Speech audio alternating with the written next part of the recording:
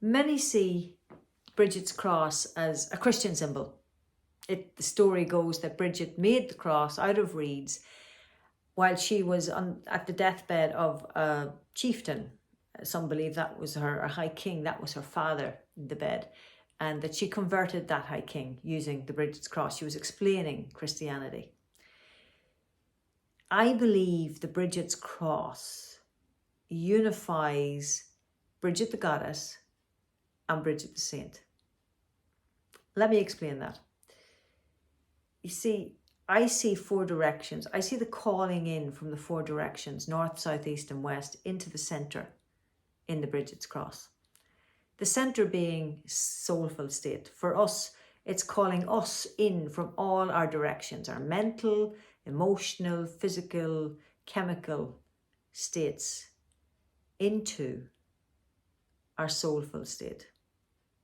That's what I see in a Brigid's cross.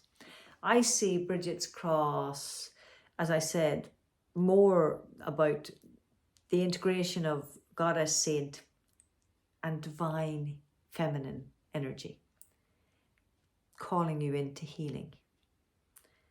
And I think that's what Brigid and all the stories about Brigid, the healing wells that we have in our country, you know, blessing the animals, blessing pregnant women, pregnant animals, blessing the crops for success, blessing the land, blessing people who are ill. It's all about healing and blessing, integration, community, communion.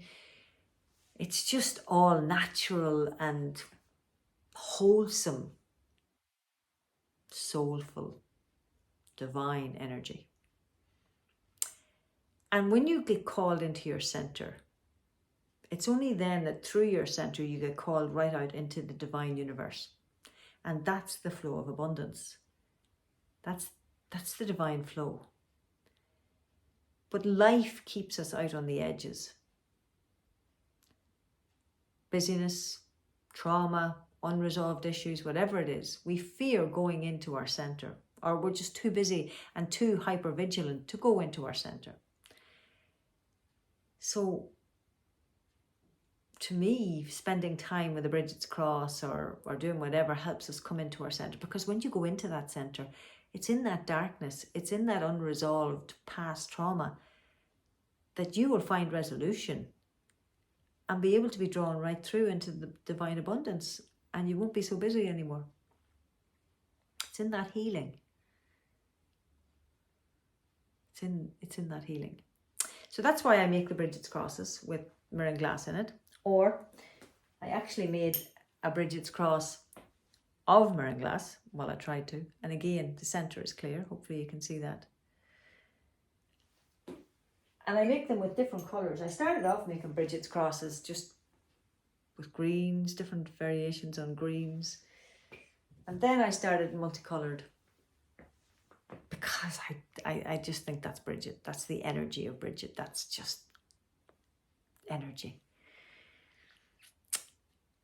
The miron glass part of it, miron glass is made of infrared and ultraviolet.